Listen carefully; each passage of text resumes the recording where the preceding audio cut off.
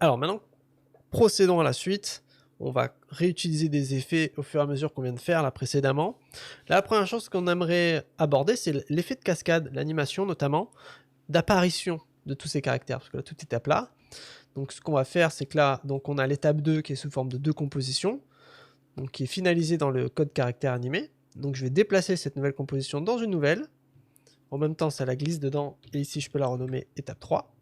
Donc j'ai le code caractère animé qui est dedans, et j'aimerais créer cet effet d'apparition. Donc une première façon de faire qui est très simple, c'est d'utiliser par exemple l'outil rectangle. Donc là je mettrai un fond blanc, et je vais double-cliquer pour créer en tout cas une forme, un calque de forme qui est à la taille de la composition. Donc j'ai un rectangle, et moi ce que j'aimerais faire, donc si je m'en réfère justement à la référence derrière, donc on allume, voilà. Donc on a un petit dégradé qui est derrière. On va le faire, ce petit dégradé, avec à nouveau l'outil rectangle. Je sélectionne bien mon calque de forme. Et là, je ne me mets pas justement avec l'outil de création de forme, mais l'outil de création de masque. Une fois que c'est sélectionné, je double-clique comme précédemment. Et ça va rajouter un masque en dessous en tout cas de mon rectangle. Donc je peux changer son libellé pour le mettre en rouge et correctement le voir. Si je double-clique sur un de ces bords, je peux le déplacer. Donc j'appuie sur Shift ici pour rester centré. Et vous voyez que je peux le déplacer comme ça au centre. Je double-clique pour valider. Donc là, j'ai mes masques. Je peux le développer, voir ses paramètres. Et je peux désactiver ici les valeurs pour pouvoir seulement augmenter le contour progressif sur la verticale, donc la hauteur. Donc là, si je désactive le calque en dessous, on est en train de voir que je crée avec mon masque cet effet de dégradé. Si j'appuie 2 fois sur M, je peux réappeler, réouvrir, donc développer les valeurs du masque. M et M. Donc voilà pour ça, je peux m'amuser à bien le placer. Maintenant, on va animer notre masque. Donc j'appuie sur P pour accéder rapidement en position. Comme je vais l'animer seulement sur les hauteurs, donc sur une seule dimension, je vais faire clic droit, séparer les dimensions. Alors c'est pas obligatoire de faire ça, mais c'est toujours plus sympa de bien contrôler ces valeurs séparément quand on peut le faire, surtout avec les positions. Des fois, en fonction des lissages d'animation, il peut y avoir des petits problèmes en fonction des dimensions. Donc c'est toujours bien d'avoir cette habitude-là. Donc je peux créer une première image clé. Ici, je veux placer mon calque en dehors, au-dessus de ma composition. Donc pour aller plus vite, vous voyez que la vitesse ici de déplacement est un peu lente. Donc j'appuie sur Shift enfoncé du clavier. Et hop, je sors mon calque beaucoup plus rapidement. En une seule fois, du moins. Je vais un peu plus loin dans le temps.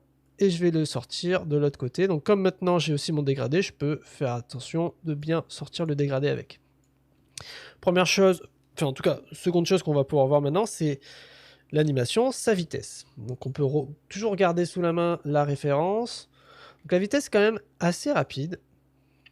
Donc moi je vais passer peut-être vers 4 secondes. Voilà, 4 secondes. On regarde très rapidement. Voilà. On va régler une dernière chose avec cette apparition. D'ailleurs on peut rappeler ce calque là. Voilà, je l'ai renommé, j'ai appuyé sur Entrée tout simplement. Vous voyez, quand je réaffiche mes caractères, on va avoir un petit souci. Donc je vais avancer image par image. Et vous allez voir vous-même le souci, je pense. C'est que l'apparition va souvent couper en 2, ou en 3 des fois, nos caractères. Alors que le but du jeu, c'est d'afficher le caractère directement, complètement. Qu'il ne soit pas coupé en 2. Vous voyez bien, hein, si on reprend le temps, les caractères, eux, s'affichent en entier. Donc il n'y a pas de raison de les couper en 2. Donc pour régler ce problème-là, il faut qu'on recrée une sorte de grille, mais avec un effet un peu plus rapidement. Donc je vais prendre l'effet mosaïque, qui est un effet souvent utilisé pour pixeliser en fait l'image. Donc là ça va pixeliser, ça va diviser en fait à partir de la taille de ma composition en 10 carreaux, c'est-à-dire que ça prend la hauteur, la largeur, et ça divise par 10 et par 10, parce que là c'est ce qui est donné. Si je vais en horizontal divisé par 1, je ne le verrai pas, parce que moi je n'ai que des valeurs ici visuelles en vertical. Donc si je mets par 20, je vais diviser 2 fois plus, donc je vais avoir 2 fois plus de colonnes. C'est une façon de pixeliser de base.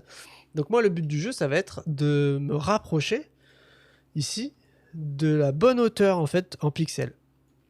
Donc comme je viens de le dire, cet effet se base sur la résolution en pixels de la composition. C'est-à-dire que si je déplace mon calque, je déplace pas, alors ce calque ici, je déplace pas ma mosaïque. Je déplace pas l'effet de mosaïque. Donc là pour le moment, on est dans la bonne idée. Maintenant, c'est juste de trouver le bon paramètre. Le problème, c'est qu'on n'a pas de paramètre à virgule. En effet, on peut juste ajouter un carreau ou pas. Et pas à moitié. On peut pas ajouter à moitié de carreau. Donc, il faut voir si on tombe juste. Je sais d'avance qu'on va pas tomber juste. C'est pour ça que je fais mention. Donc, une petite chose déjà pour vous aider, c'est qu'on peut revenir dans la composition précédente et activer le bruit fractal puisqu'on avait déjà une grille derrière. Donc le bruit fractal, ici j'appuie sur T pour l'opacité, je vais le baisser un petit peu. L'apparition, je baisse un petit peu aussi. Et donc là on peut voir la superposition, je vais mettre en intégrale. Et on peut voir la superposition, bon ça va être un peu gourmand donc non. Mais on peut voir que c'est pas encore juste. Donc le but du jeu ici, par exemple, je peux afficher les titres et actions sécurisées. Je vois le centre qui est là. J'avance l'animation. Donc là, je vois que c'est pas juste. On va augmenter. J'augmente de 10 fois plus. Et là, déjà, il y a un effet que je peux rajouter qui peut me permettre un petit peu de régler ça. C'est l'effet de transformation. Parce que du coup, vu que je peux pas déplacer ma mosaïque, je rajoute un effet de transformation après la mosaïque. Donc après l'effet. Et pas avant, parce qu'on peut le placer avant, mais non. Et je vais avoir à nouveau des valeurs de position. Et là, je vais pouvoir déplacer ma mosaïque. Donc le but, c'est que là, je la déplace pour voir où on en est. Grâce à mes références. Donc on voit que apparemment, il y en a trop. Donc je sais qu'en tapant sur 27, je réinitialise ici les valeurs. Là, on se centre tout seul, mais on a toujours un décalage. Et ça va jouer comme ça entre deux valeurs. Donc pour régler ça, ça va être une histoire de résolution de composition. Donc si j'en reviens ici, on peut constater que de base, j'avais fait une découpe avec donc le répétile au tout début, et donc avec une petite marge ici. Donc déjà, le répétile, je vois qu'il y a des caractères, vu qu'ils ont bougé, des caractères qui mangent un petit peu, qui rognent. Donc je peux revenir ici, sur le code à plat, et le répétile, en fonction du caractère, hop, vous voyez que celui-ci, il dépasse. Donc en bas, le expand down, j'y vais au contrôle, donc 937, et je vais faire pareil en haut, 937. Déjà, j'ai réglé ça, c'était un petit défaut, donc là, il va se corriger. Et là, maintenant, l'idée, c'est que je puisse recouper, donc rogner un petit peu en pixels cette composition. Donc je vais aller dans les paramètres, la hauteur, et je vais baisser peut-être, voilà, si je fais 2000, j'enlève 60 pixels par exemple. Donc là, on va voir jusqu'où on est. Bon, est-ce que ça va suffire? Maintenant, on va réactiver le bruit fractal et revoir où on en est. Alors, je crois que je suis pile poil. Hein. Il me semble qu'on est pile poil. Moi, ça m'a l'air propre. Voilà, on va avancer. Ouais, alors là, nickel. Voilà, j'ai dû diminuer de 60 pixels ma résolution pour pouvoir rentrer parfaitement ma mosaïque. Je peux donc désactiver le bruit fractal qui était affiché. Je réouvre ma composition 3. L'effet d'apparition, l'opacité à 100% pour les deux calques. Voilà, l'aperçu, c'est fait. Et maintenant, on va l'activer.